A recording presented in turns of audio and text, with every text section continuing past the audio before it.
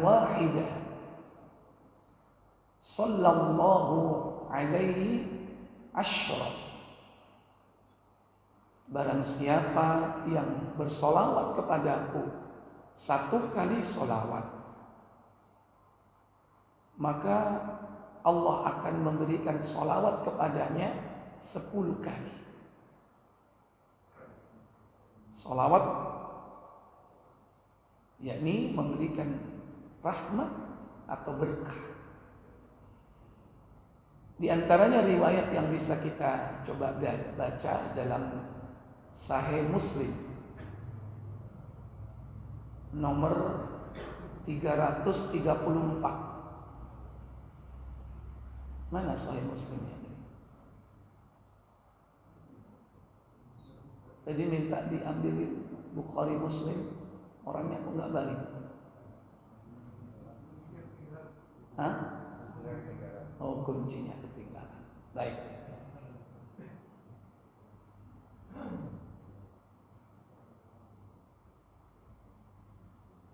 Tiga 334.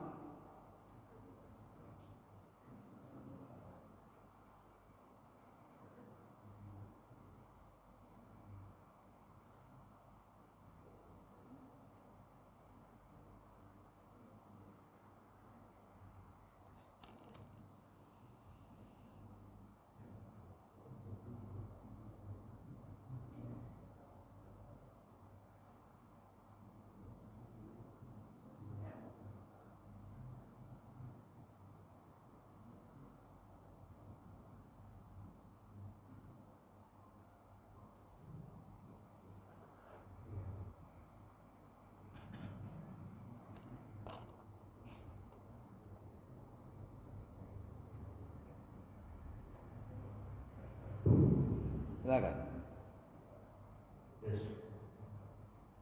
Dari Abdullah bin Amr bin As radhiyallahu anhu, ia berkata, dia mendengar Rasulullah SAW bersabda.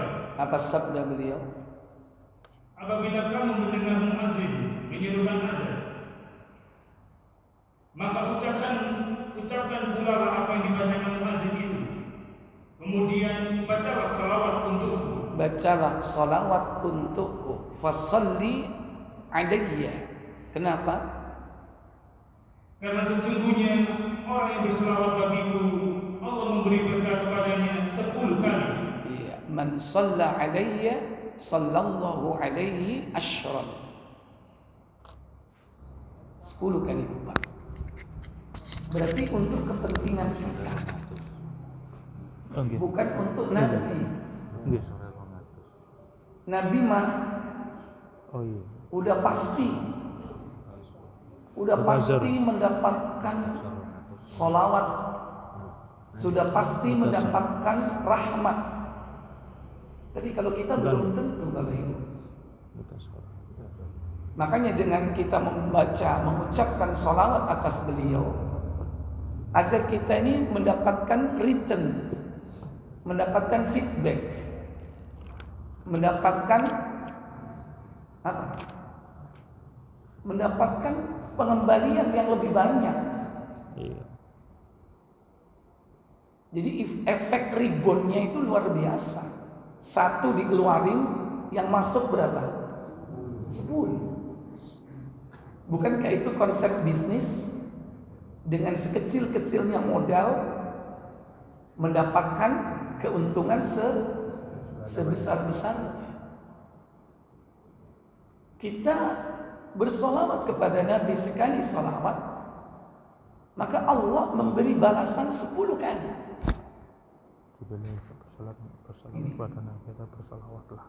Jadi solawat yang kita ucapkan itu sebetulnya bukan untuk orang yang kita mintakan solawat, karena Nabi sudah pasti pertama maksum beliau terhindar dari dosa ketika beliau masih hidup. Setelah meninggal dunia, beliau adalah Nabi dan utusan Allah terbaik, Sayyidul Anbiya wal Mursalin. Dan beliau dijamin oleh Allah, ghufira lahu ma taqaddama min dambi, diampuni dosanya yang lalu dan yang akan datang. Kalau kita, adakah jaminan? Tidak ada.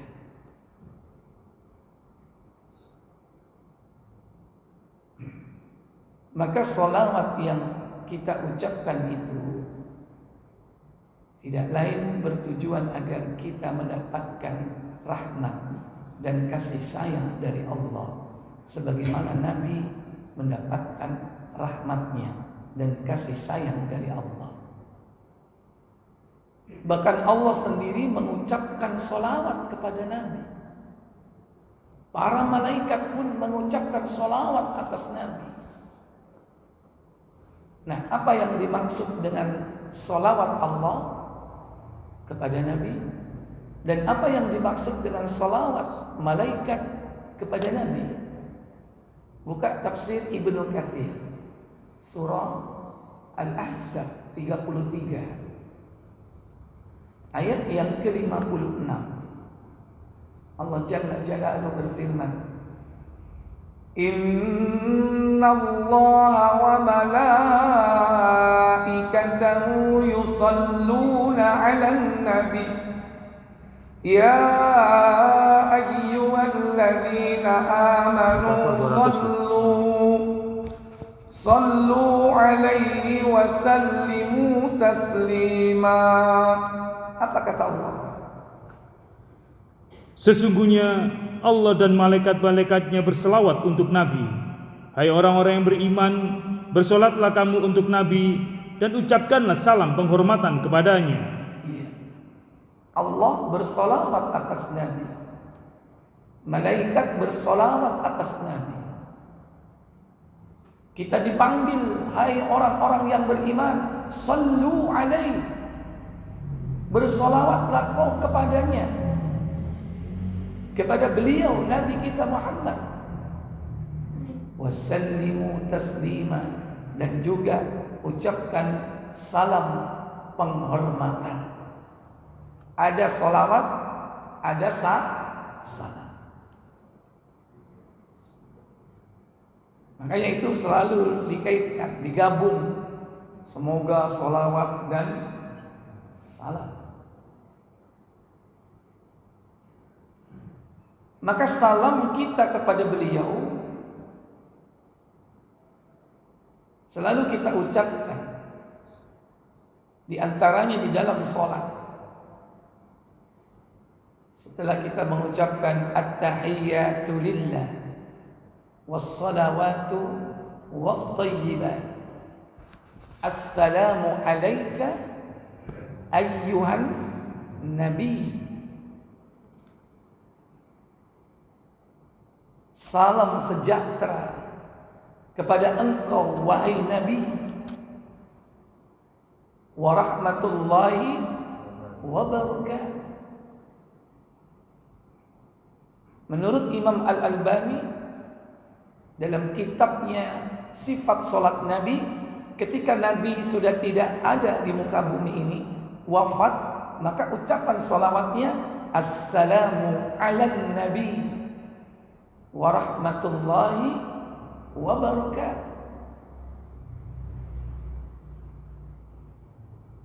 Atau ketika di luar sholat kita mengucapkan salam kepada Nabi, dengan catatan posisi kita dekat dengan kubur beliau. Saat kita berada di dekat makam beliau, saat kita berjalan menuju ke makam beliau, mendekatinya, begitu sampai di sana ucapkan assalamu alayka ya Rasulullah. Alayka, karena posisi dekat saat itu. Tapi kalau kita di sini jauh,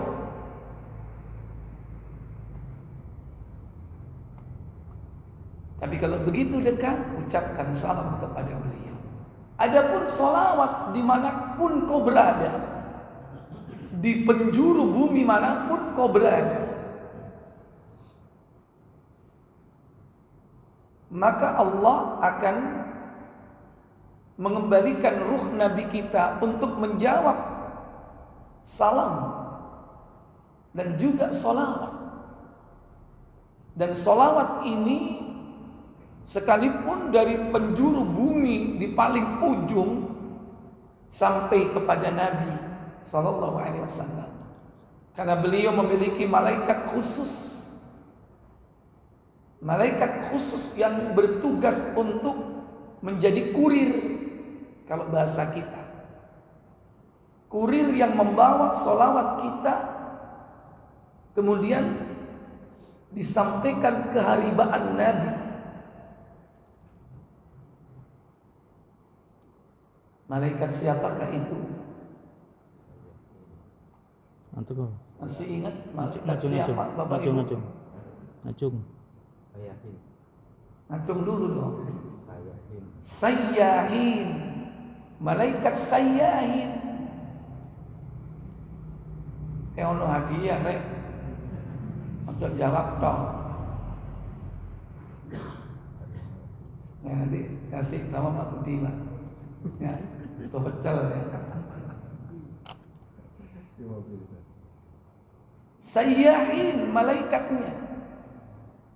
Didasarkan atas riwayat An-Nasa'i di nomor 1281. Ada.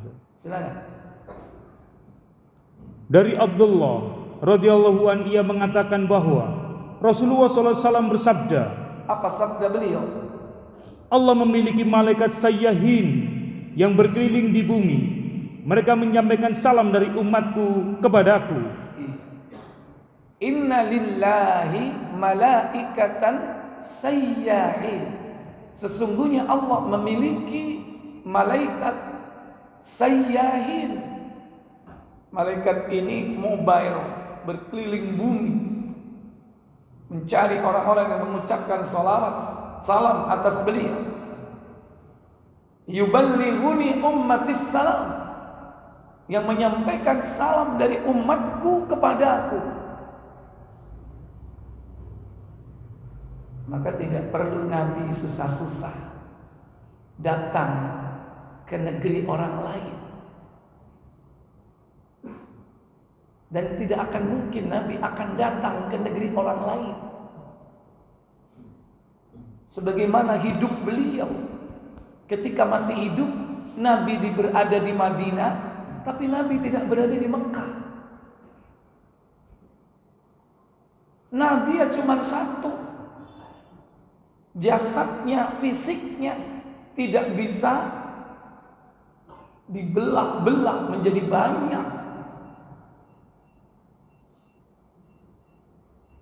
Gak ada manusia bisa dibelah, yang satu di Mekah, yang satu di Madinah, yang satu di negeri Syam. Itu ketika masih hidup beliau, apalagi sudah mati. Tidak mungkin Nabi datang atau mendatangi negeri-negeri di muka bumi ini, apapun alasannya. Kalau seandainya Nabi bisa seperti itu, yang lebih berhak untuk mendapatkan karunia seperti itu siapa? Halo, istri-istri beliau setelah ditinggal wafat, sahabat-sahabat beliau setelah ditinggal wafat, tapi Nabi tidak pernah datang ruhnya kepada istri-istri tercinta beliau. Pernah nggak? Nggak pernah. Apalagi saat sahabat berseteru, terjadi peperangan antara Ali berseteru dengan Aisyah. Butuh enggak solusi supaya tidak sampai terjadi perang Siffin, tidak sampai terjadi perang Jamal? Butuh enggak kehadiran Rasulullah yang memberikan solusi? Tapi kenyataannya Rasulullah hadir atau tidak? Tidak pernah hadir. Justru itu saat yang sangat dibutuhkan. Nabi tidak akan pernah mendatangi majelis-majelis kaum muslimin.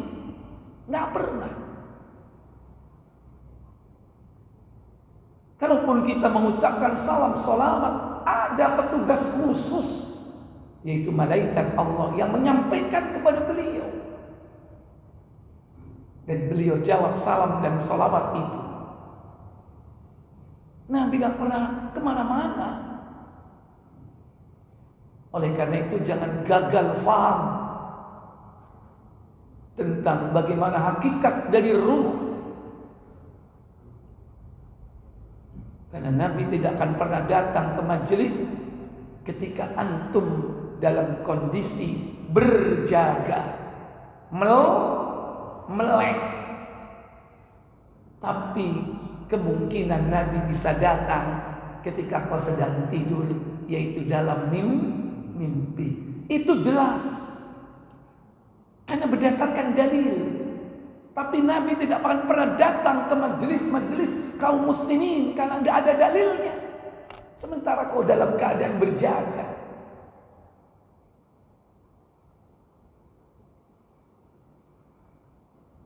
Maka sebagian di kalangan kita ada yang menyambut kedatangan beliau dengan berdiri.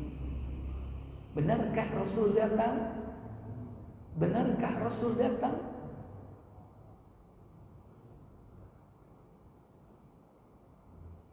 Tidak ada satupun berita tentang perkara yang gaib, melainkan itu harus berasal dari Allah dan Rasul-Nya. Dan perkara seperti itu harus jelas dengan dalil-dalil yang qat'i, yang jelas, bukan berdasarkan dhon, prasangka. Karena agama ini agama dalil. Tidak boleh kita ini beragama dengan prasangka.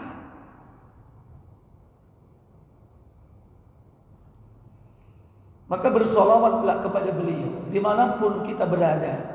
Tidak ada halangan. Mau di rumah, mau di pasar, mau di kantor, mau di sawah, silakan. Mau di langit atau di bumi. Mungkin kau sedang di atas pesawat. Mau di laut atau di darat, silakan. Jangan khawatir. Nabi akan mengetahui hal itu.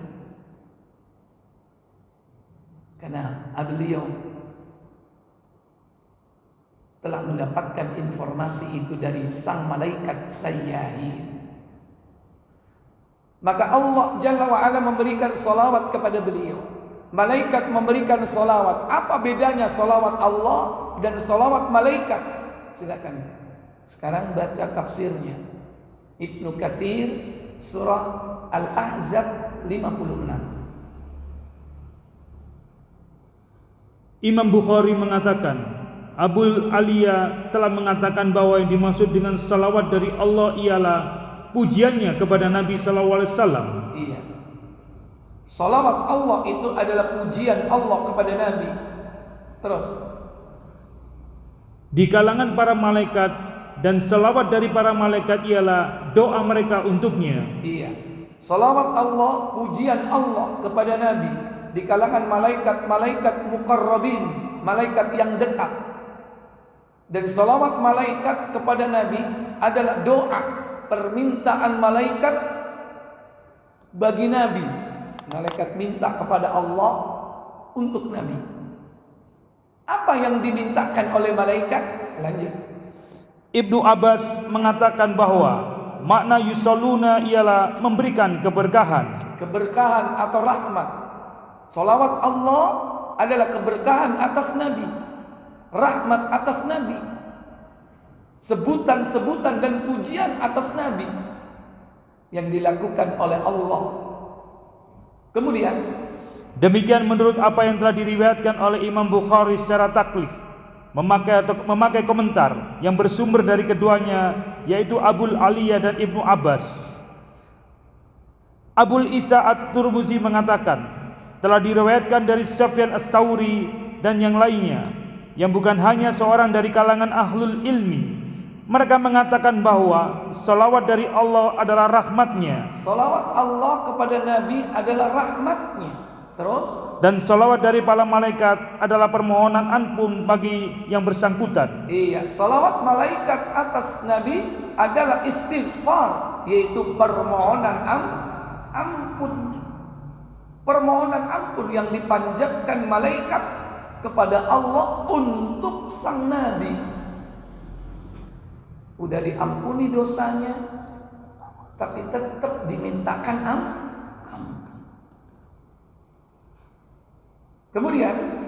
Kemudian Ibnu Abu Hatim mengatakan dari Amr ibnu Murrah yang mengatakan bahwa ia merasa yakin bahwa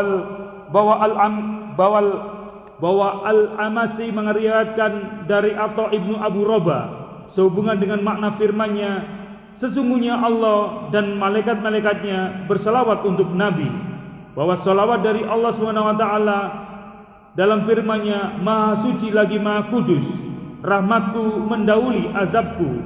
Mana yang dimaksud dari ayat ini ialah Allah SWT memberitahukan kepada hamba-hambanya tentang kedudukan hamba dan nabinya di kalangan makhluknya yang tertinggi, yaitu para malaikat, bahwa dia memujinya di kalangan para malaikat yang terdekat dengannya, dan bahwa para malaikat pun ikut berselawat untuknya. Kemudian Allah SWT memerintahkan kepada penghuni alam bawah, yaitu bumi, untuk berselawat. Lantas Allah memerintahkan penghuni alam bawah, yaitu bumi, untuk bersolawat atas Nabi. Dan itu bukan untuk kepentingan kita. Kepentingan siapa? Untuk kepentingan Nabi. Tapi kepentingan siapa? Diri kita sendiri. Dan jangan khawatir, salam antum semua, solawat antum semua pasti sampai kepada Nabi sallallahu alaihi wa alihi wasallam. Oleh karena itu, jangan lupa dalam keseharian kita selalu perbanyaklah membaca, mengucapkan solawat atas beliau agar kita kelak mendapatkan syafaatnya. Karena kita sangat butuh kepada syafaat kelak di hari kiamat. Akan tetapi hendaklah kita memperhatikan, jangan sampai kita ini mengamalkan solawat-solawat yang tidak jelas. Ucapkan solawat itu sesuai yang diajarkan oleh Nabi. Karena Nabi sendiri mengajarkan solawat itu kepada kita, bagaimana redaksi kalimatnya. Karena solawat ini adalah ibadah. Maka dalam perkara ibadah kita harus mengikuti bimbingan wahyu. Tidak lantas kita ini membuat-buat, berinovasi. Sekalipun kita ini ahli dalam bidang itu, membuat syair, membuat puisi, membuat kalimat-kalimat yang indah, maka bukan wilayah kita menciptakan solawat-solawat. Karena solawat ini ibadah. Baik tata caranya ataupun redaksi kalimatnya itu harus build up. Apa build up? Asli. Asli.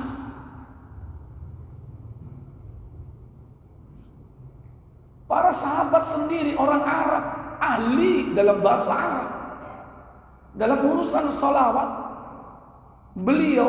mereka para sahabat nggak mentang-mentang lantas dia buat solawat sendiri, enggak. Minta petunjuk Nabi.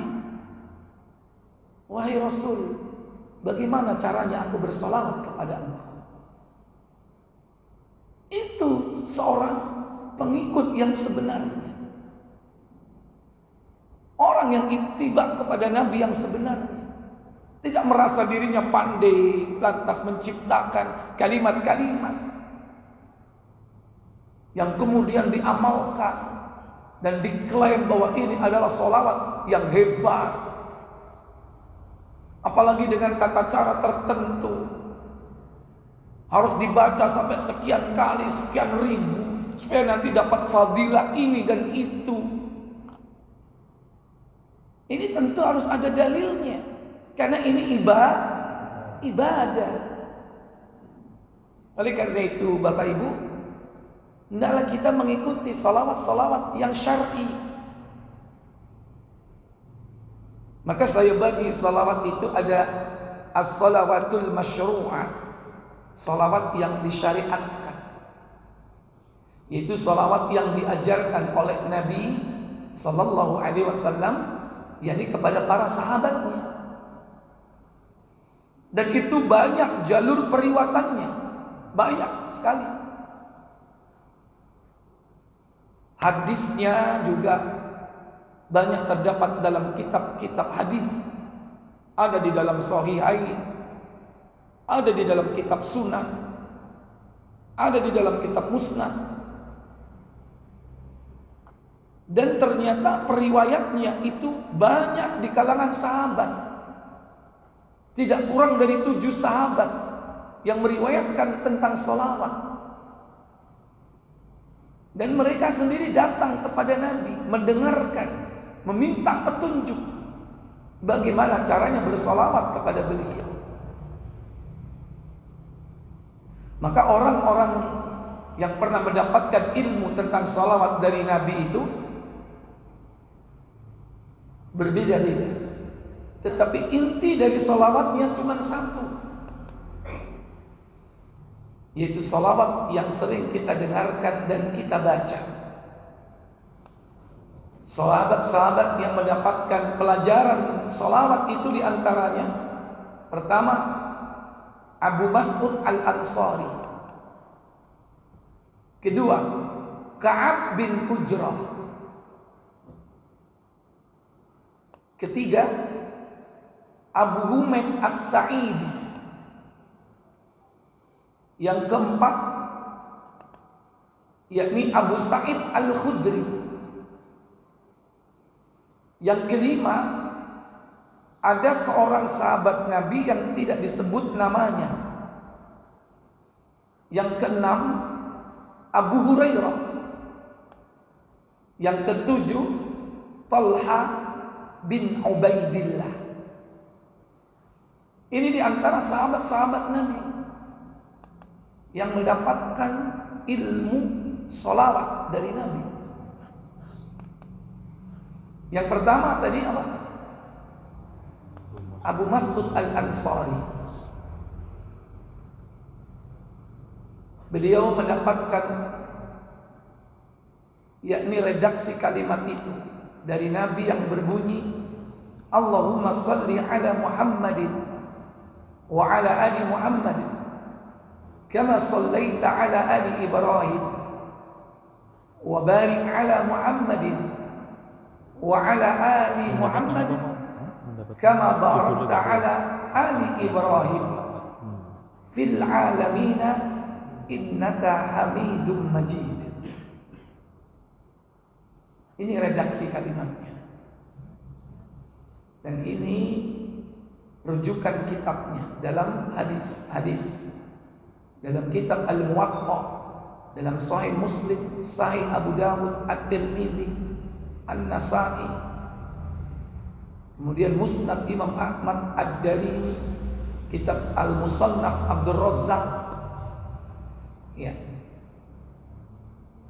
bersumber dari sahabat Abu Mas'ud Al-Ansari. Yang kedua dari sahabat Ka'ab bin Ujrah.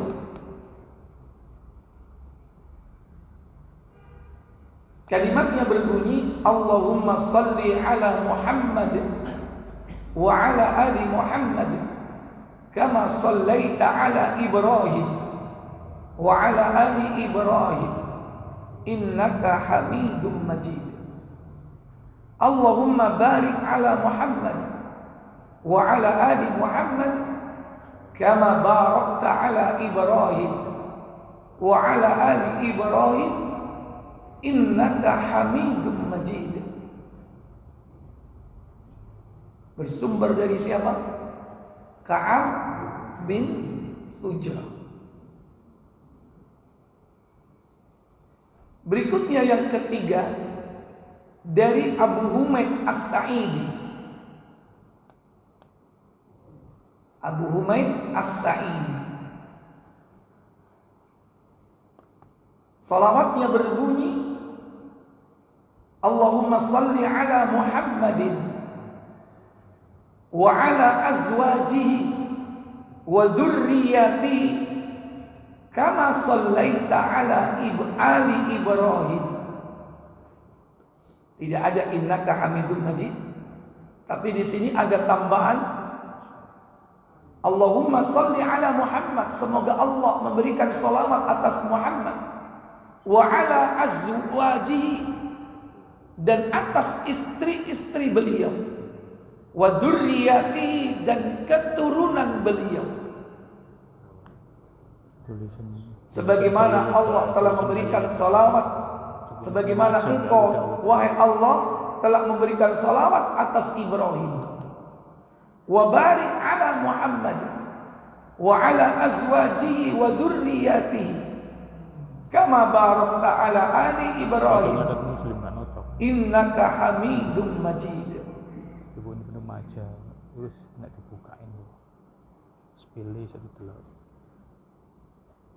Ya.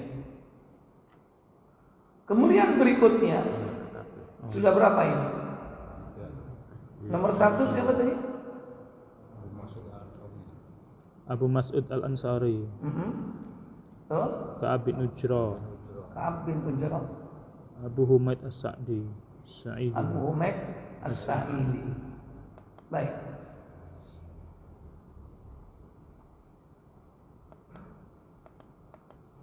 Kemudian berikutnya dari Abu Sa'id Al-Khudri. Dari beliau Nabi mengajarkan kalimat Allahumma salli ala Muhammadin abdika wa rasulika kama sallaita ala ali Ibrahim wa barik ala Muhammadin wa ala ali Muhammad kama barakta ala ali Ibrahim. Sampai di sini. Ada redaksi abdika, hambamu, wa rasulika, dan utusanmu. Catatan dalil tidak dulu waktu. Pernah membaca salawat seperti ini? Allahumma salli ala Muhammad abdika wa rasulika. Atau seperti yang sebelumnya tadi, Allahumma salli ala Muhammadin wa ala azwajihi wa dzurriyyatihi. Berikutnya mirip kama sallaita ala Ibrahim, dan seterusnya. Muslim berkata. Kemudian riwayat dari seorang sahabat Nabi. Ini ada di Musnad Imam Ahmad, kemudian dalam Mushkilul Athar Imam At-Tahawi, dengan syarat menurut Bukhari dan Muslim. Ada seorang sahabat Nabi yang bertanya tentang bagaimana cara bersolawat kepada beliau. Maka Nabi mengajarkan kalimat Allahumma salli ala Muhammadin wa ala ahli baitihi wa ala azwajihi wa dzurriyyatihi. Semoga Allah memberikan salawat kepada Nabi Muhammad atas ahlul bait beliau, istri-istri beliau, dan keturunan beliau. Kama sallaita ala ali Ibrahim innaka Hamidum Majid wa barik ala Muhammadin wa ala ahli baitihi wa ala azwajihi wa dzurriyyatihi kama barakta ala ali Ibrahim innaka Hamidum Majid. Berikutnya yaitu riwayat dari Abu Hurairah. Nabi mengajarkan salawat kepada kita melalui jalur riwayat ini. Allahumma salli ala Muhammadin wa ala ali Muhammad kama sallaita ala ali Ibrahim wa barik ala Muhammad wa ala ali Muhammad kama sallaita wa barakta kama sallaita barakta, digabung, ala Ibrahim wa ali Ibrahim innaka Hamidum Majid.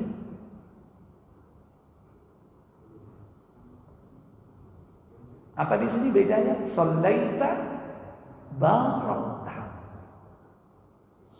Ditutup dengan innaka hamidum majid. Berikutnya yaitu dari sahabat Talha bin Ubaidillah. Dalam Musnad Imam Ahmad An-Nasa'i, yakni dalam Amalul Yaum wal Lailah, Abu Nuaim dalam Al-Hilyah. Derajat hadis ini sahih menurut syarat Bukhari. Kalimatnya berbunyi, Allahumma salli ala Muhammadin wa ala ali Muhammad kama sallaita ala Ibrahim wa ali Ibrahim innaka Hamidum Majid. Wa barik ala Muhammad wa ala ali Muhammad kama barakta ala Ibrahim wa ali Ibrahim innaka Hamidum Majid. Salawat Ibrahim. Inilah salawat yang masyru'ah, yang disyariatkan. Intinya sama enggak salawat itu? Sama. Yaitu kita bermohon kepada Allah agar Allah memberikan salawat atas Nabi dan keluarganya, sebagaimana Allah telah memberikan salawat kepada Nabi Ibrahim dan keluarganya. Yang kedua, kita minta kepada Allah keberkatan, wa barik ala Muhammad, untuk Nabi kita Muhammad dan keluarganya dan keturunannya, sebagaimana Allah telah memberikan berkah kepada siapa? Nabi Muhammad dan keturunannya dan ahlul baitnya. Intinya itu salawatnya. Oleh karena itu, meminta rahmat dari Allah untuk Nabi Muhammad dan keluarganya, sebagaimana Allah telah memberi rahmat kepada Ibrahim dan keluarganya. Meminta berkah dari Allah untuk Nabi Muhammad dan keluarganya, sebagaimana Allah telah memberi berkah kepada Ibrahim dan keluarganya. Dan inilah salawat yang oleh para ulama disebut dengan salawat Ibrahimiyah. Salawat apa? Ibrahimiyah. Karena di situ dikaitkan antara permintaan kita untuk Nabi, sebagaimana Allah telah memberikannya kepada Ibrahim. Adapun dari sekian salawat-salawat tadi, redaksi yang semuanya mirip, ibarat apa? Persekutuan terbesar apa? FPB, faktor persekutuan terbesar. Kalimat yang tadi selalu diulang di setiap jenis selawat tadi, di setiap macam-macam tadi, riwayat dari banyak sahabat tadi, itu kalau dirangkum cuman apa kalimatnya?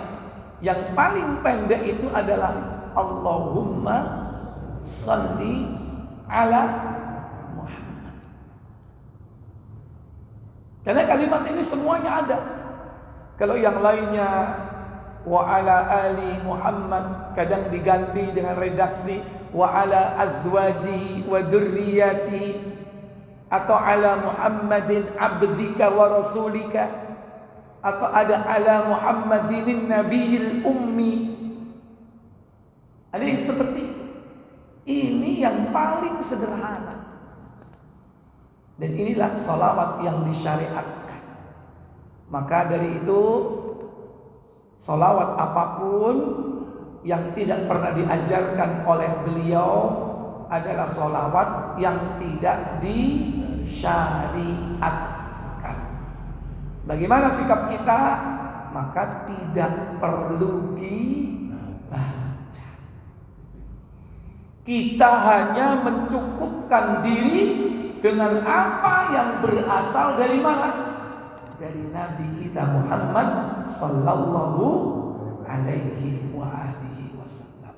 Adapun syariat-syariat yang lain, macam-macamnya, nama-namanya, sekalipun bertebaran di sekeliling kita, kalau itu tidak disyariatkan oleh Nabi kita Muhammad, tidak perlu diamalkan.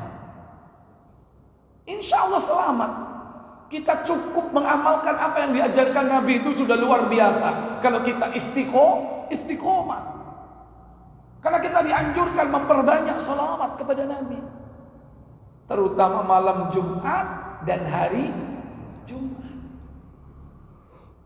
Dan ada ada timing atau waktu-waktu tertentu kita dianjurkan baca salawat atas beliau.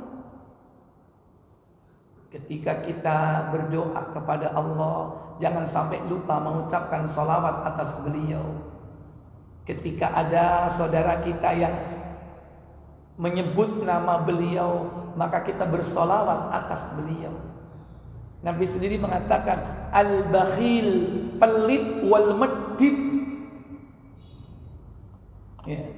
Man, orang yang dzukirtu indahu lam yusalli alayya, yang namaku disebut di sampingnya, akan tetapi dia tidak mau mengucapkan sholawat kepadaku, orang itu bakhil. Dalam riwayat yang lain, bu'da, celaka, jauhkan dari rahmat Allah, dijauhkan dari rahmat Allah. Orang yang ketika disebut namaku di sampingnya, tapi dia tidak bersolawat kepadaku.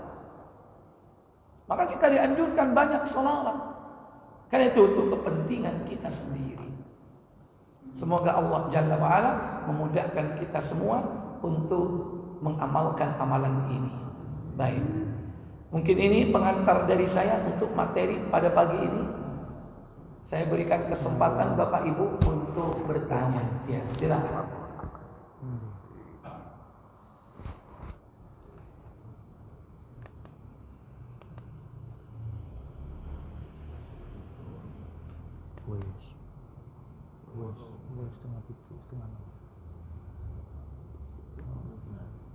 Saya mau tanya.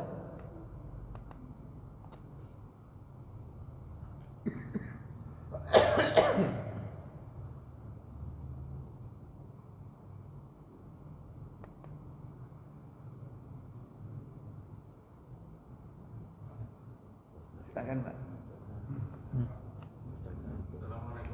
Waalaikumsalam warahmatullahi wabarakatuh. Salawat kepada Allah itu maknanya apa? Waktu tahiyatul barakatuh sholawat thayyibah dengan Iya. apa?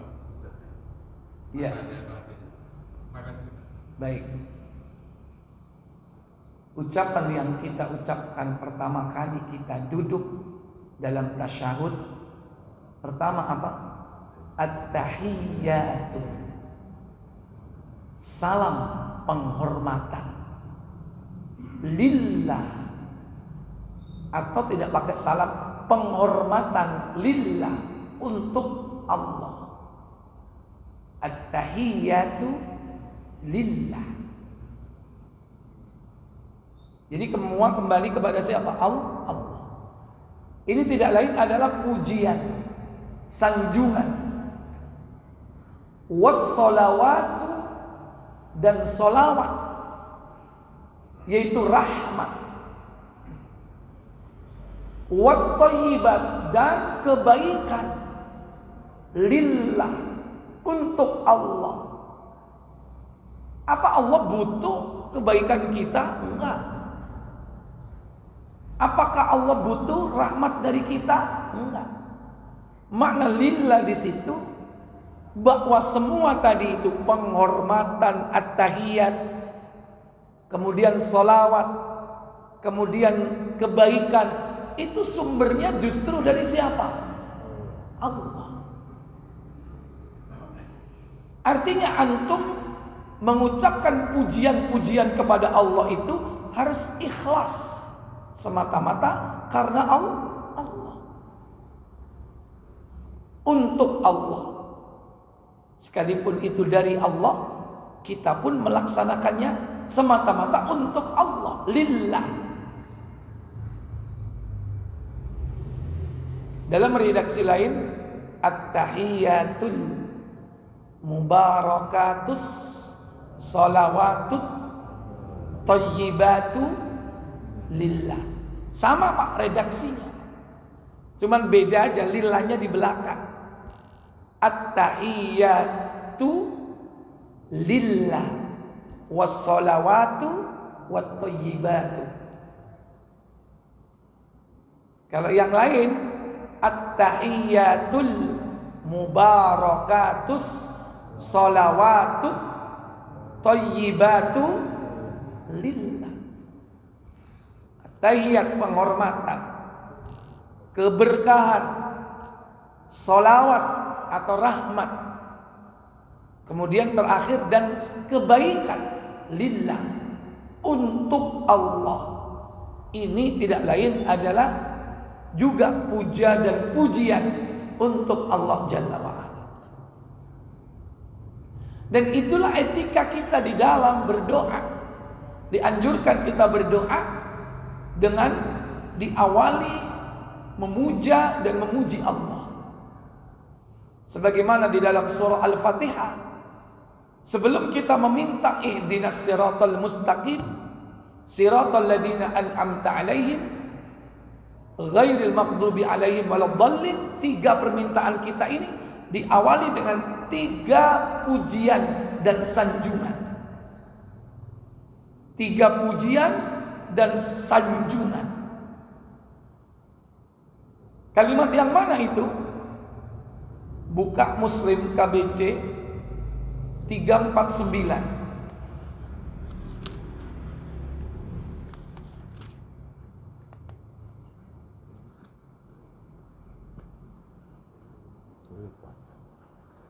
Panjang.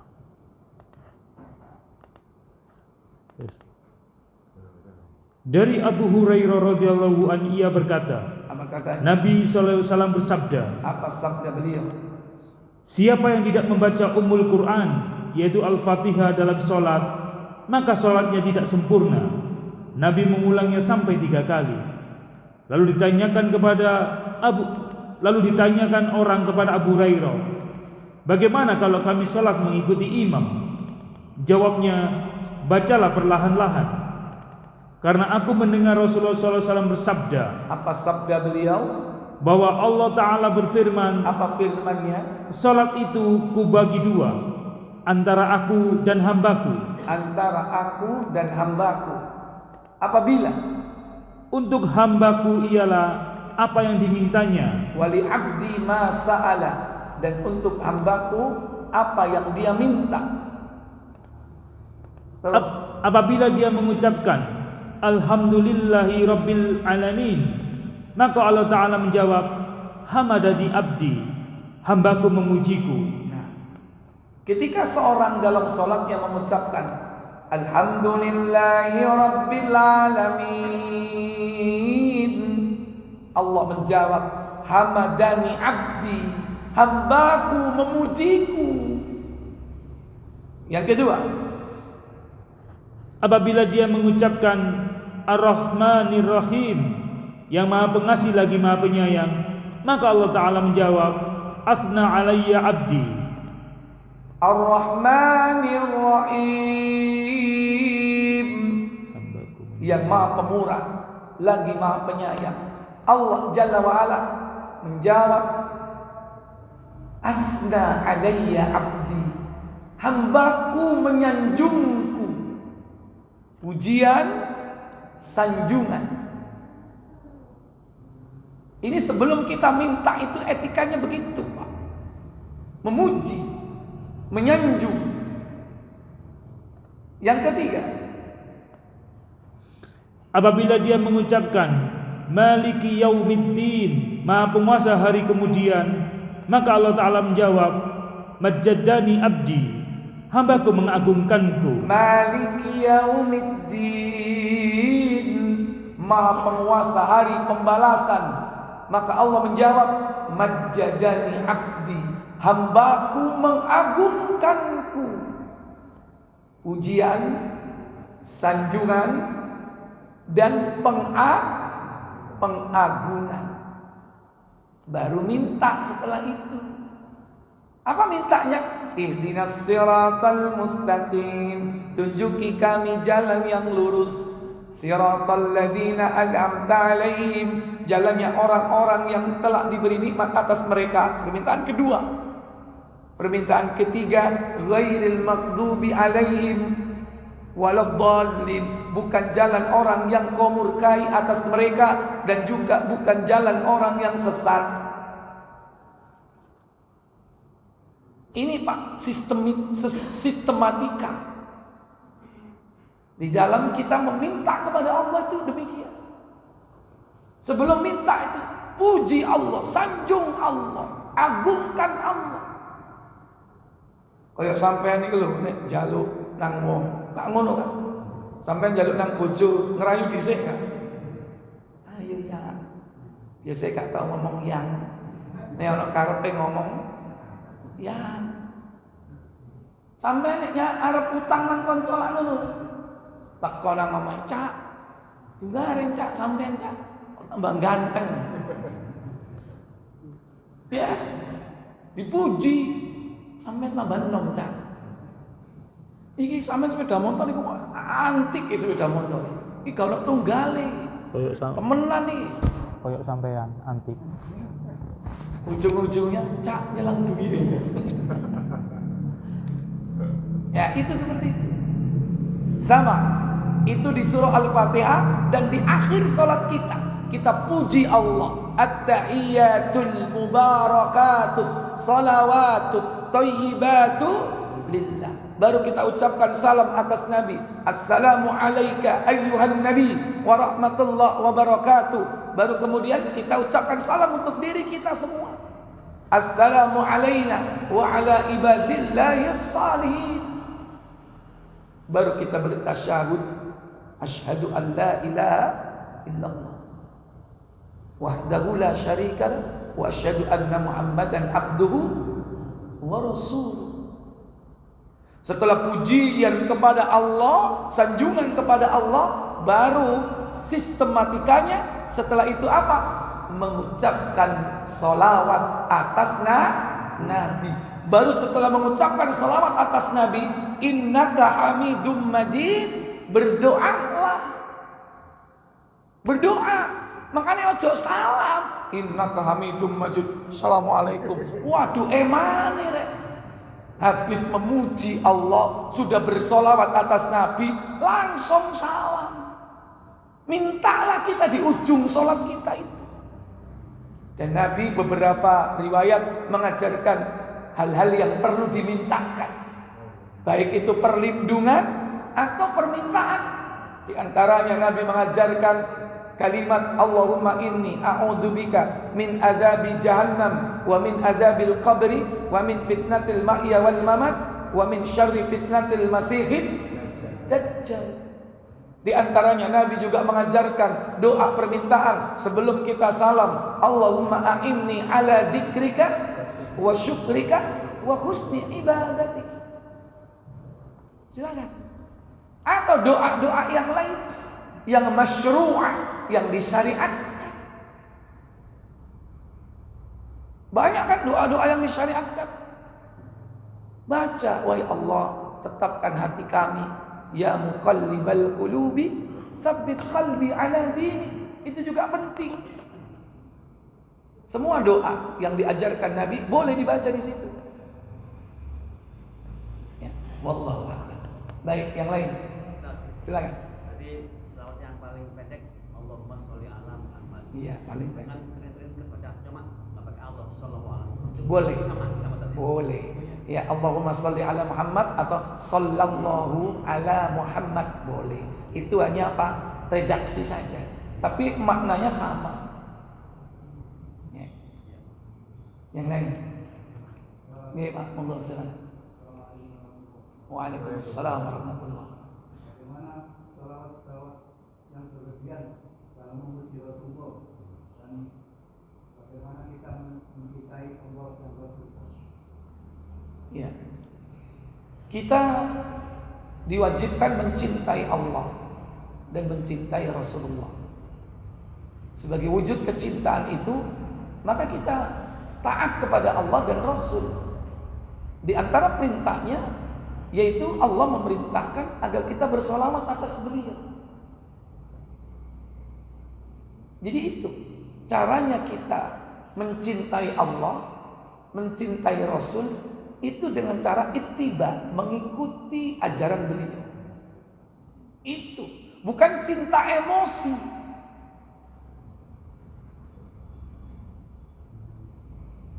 Baca solawat, nangis-nangis, emosi nggak? Baper itu. Tapi nggak mau ngikutin ajarannya Nabi. Tidak mau mengikuti ajaran Nabi. Tidak mau menghidupkan sunnah Nabi. Tidak mau ittiba kepada Nabi. Itu ta'arrud, bertolak belakang. Bukti cinta kita kepada Nabi yaitu dengan ittiba kepada beliau. Hidupkan sunnah-sunnahnya. Jangan membenci sunnah. Ada nggak orang yang ngaku cinta tapi benci kepada sunnah Nabi? Hah? Nah itu bertolak belakang, kontradiksi. Kalau kita pengen menjadi orang-orang yang betul mencintai Allah dan Rasul, kata Allah, buka surah Ali Imran, surat ketiga.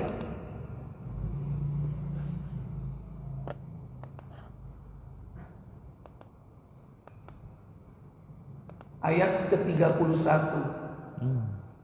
Allah katakan, Qul in kuntum tuhibbunallaha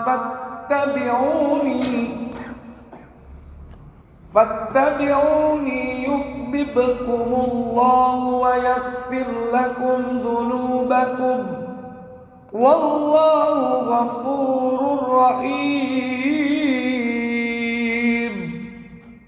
Apa kata Allah? Katakanlah Muhammad, jika kamu benar-benar mencintai Allah, ikutilah aku. Niscaya Allah mengasihi dan mengampuni dosa-dosamu. Allah Maha Pengampun lagi Maha Penyayang. Katakanlah. Ucapan ini adalah perintah Allah kepada Nabi siapa? Nabi Muhammad. Katakan Muhammad kepada umatmu, begitu maksudnya. Apa yang harus dikatakan? In kuntum tuhibbunallah. Jika engkau mencintai Allah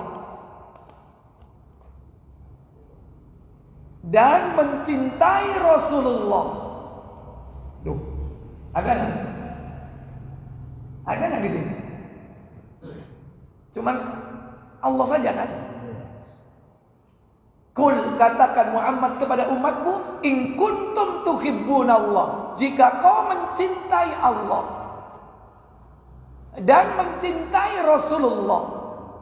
Tapi nggak ada di sini. Kalimat mencintai Rasulullah ini include di dalam mencintai Allah. Kenapa? Perhatikan logikanya. Orang yang cinta Allah pasti cinta kepada Rasul. Tapi orang yang cinta Rasul belum tentu cinta Allah.